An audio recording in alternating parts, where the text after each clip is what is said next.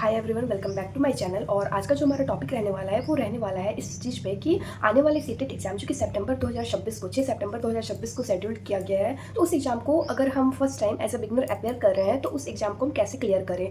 तो इसके लिए बहुत सारे ऐसे स्टूडेंट होंगे जो बहुत ज़्यादा पैनिक कर रहे होंगे कि अब 1 महीने के या मतलब 2 महीने के अंदर हमारा एग्जाम है और हम इस एग्जाम को कैसे प्रिपेयर करें। तो एक्चुअली मैं आपको क्लियर बता दूं कि आपको नर्वस होने का बिल्कुल भी ज़रूरत नहीं है। ठीक है, सीटेट का एग्जाम है और ये एग्जाम आप सभी को पता होगा कि ये एग्जाम अगर हमारा क्वालिफाई होता है तभी हम आगे के टीचर जो सेंट्रल लेवल पे टीचर एग्जाम है उसमें अपियर कर सकते हैं। तो इस एग्जाम को क्लियर करना बहुत ज़रूरी है। लेकिन क्या ज़रूरी है इसके लिए हम पैनिक कर जाए? नहीं। मैं आपको अभी जो भी बातें बताऊंगी ये मैं अपने एक्सपीरियंस के ऊपर बेस्ड बता रही हूँ। तो मैं खुद को पहले इंट्रोड्यूस करा देती हूँ कि मेरा जो सीटेट का एग्ज़ाम था ये 2023 में क्लियर हो गया है। उसके बाद मैंने बिहार एस्टेट भी क्लियर कर लिया है पेपर 1, और उसके बाद अभी मैं अदर जो टीचिंग एग्जाम्स है उन सब में अपेयर कर रही हूँ। ये सारी बातें बताने का मतलब ये है कि आप ये समझ पाओ कि किस तरीके से आपको आपकी तैयारी करनी है। ठीक है, एक एक्सपीरियंस्ड एस्पायरेंट्स की तरफ से बोल सकते हो। आप ये इजीली समझ पाओगे कि जब मैं आपको जो बातें बताऊंगी अगर आप वो अच्छे से फॉलो कर लेते हो तो आप बिल्कुल इस एग्जाम में आराम से क्वालिफाई करोगे। ठीक है, तो सबसे पहले मैं आपको बता दूं कि सीटेट का एग्जाम जो होता है ये सीबीएसई के द्वारा कंडक्ट किया जाता है और इस एग्जाम का जो पैटर्न होता है ये मतलब सीबीटी मोड पे होता है। ठीक है, आपको ये ऑनलाइन एग्जाम देना है कंप्यूटर पे जा करके। तो इसके लिए पेपर 1 भी होता है, पेपर 2 भी होता है। पेपर 1 जो होता है वो 1 to 5 के लिए होता है और पेपर 2 जो होता है वो क्लास 6 to 8 के लिए होता है।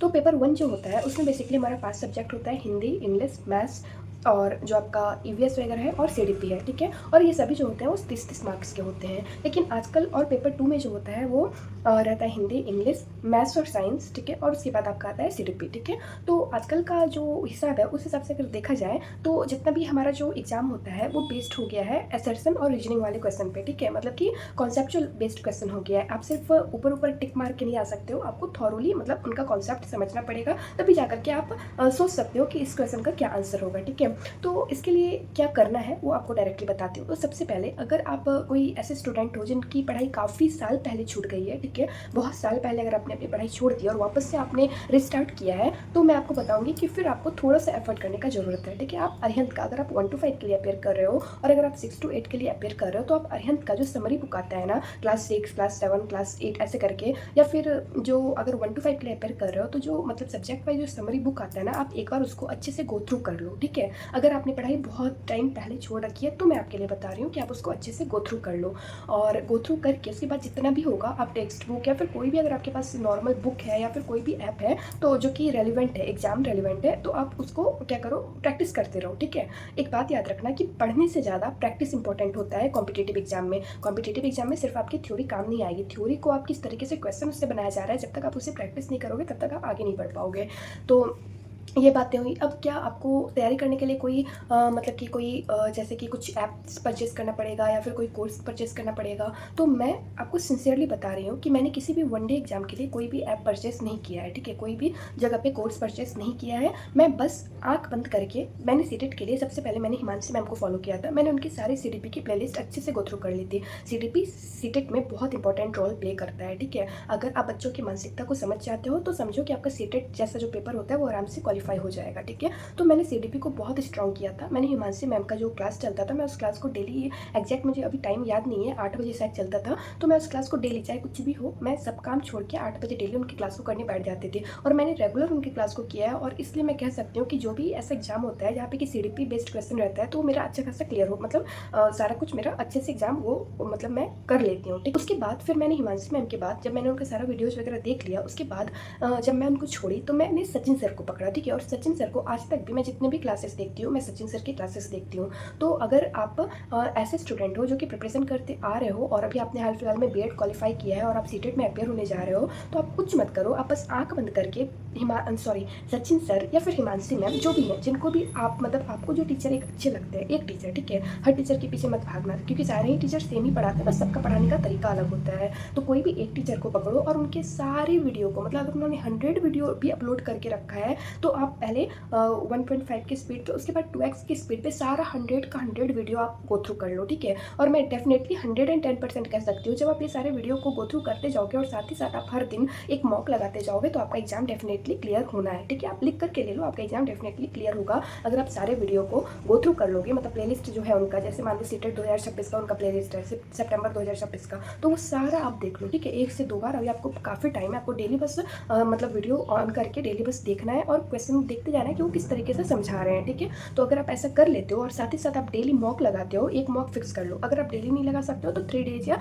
2 डेज गैप पे एक मॉक को फिक्स कर लो और उसके बाद उसको एनालाइज करो, देखो कि कैसे वो मतलब क्वेश्चन को सॉल्व कर रहे हैं। आपने बस इतना भी कर लिया ना तो आपका सीटेट का एग्जाम आराम से क्वालिफाई होगा बिना किसी टेंशन के।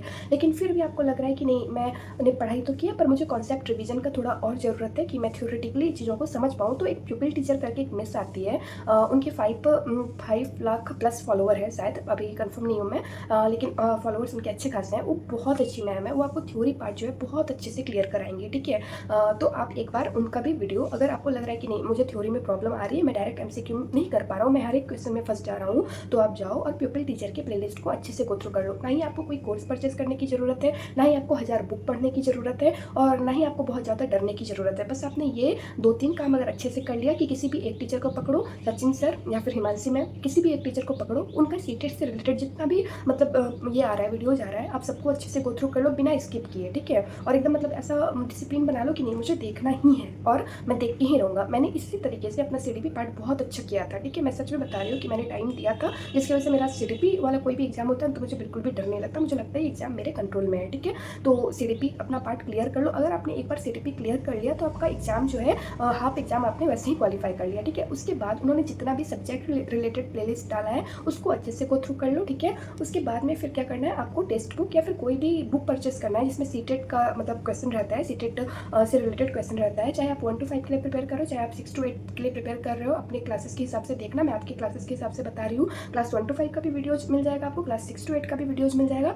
अब बस उसको देखो, सॉल्व करो, जो वो ऑप्शन बता रहे हैं। सपोज करो कि आप ऐसे आपको लगता है कि नहीं मेरी पढ़ाई छूट गई है, मैं कुछ भी नहीं जानता हूँ। आप एक चीज़ हमेशा माइंड में रखना, जब मैंने अपनी तैयारी स्टार्ट की थी ना तो मुझे भी ऐसा लगता था कि मैं कुछ भी नहीं जानती हूँ, मुझसे कुछ भी नहीं होगा। लेकिन किसी ने मुझे सजेस्ट किया था कि तुम सब जानती हो, बस तुमको रिवीजन का जरूरत है, इसलिए तुम मॉक लगाओ, ठीक है। तो इसी तरीके से जब आप क्वेश्चन देखोगे ना, जब स्क्रीन पे क्वेश्चन देखोगे तो आप सोचने की कोशिश करना कि इसमें क्या हो सकता है, क्या ये मैंने कभी पढ़ा है। अगर नहीं भी आपको आ रहा है तो भी आप एक आंसर को गेस करके रखना कि ये हो सकता है क्योंकि इसका रीजन मेरे हिसाब से ये है। देखना अगर टीचर ने वो बता दिया, आपका रीजन मैच कर गया, दैट मीन्स आपको वो आंसर पता था, बस वो आपके माइंड में कहीं ना कहीं धुंधला हो गया था, ठीक है। लेकिन अगर आपका आंसर जो आपने दिया वो गलत हो जाता है तो आप सोचना, तो आप समझने की कोशिश करना कि टीचर उसको किस तरीके से बताता है। इसी तरीके से आपका 1 by 1 सारा कॉन्सेप्ट भी क्लियर हो जाएगा और आपका ये एग्जाम भी डेफिनेटली निकल जाएगा, ठीक है। तो ये वीडियो बिल्कुल रॉ है, मैं इसको बिल्कुल भी एडिट नहीं कर रही हूँ, मैंने जैसे बोला वैसे मैं अपलोड कर रही हूँ। अब बस मेरी इन 3 बात को याद रखना, किसी भी एक टीचर के प्लेलिस्ट को पकड़ना और उसको पूरा एकदम A to Z पूरा पढ़ जाना, एक भी उसमें एक भी चीज़ स्किप मत करना, एक भी वीडियो स्किप मत करना, ठीक है। सेकंड,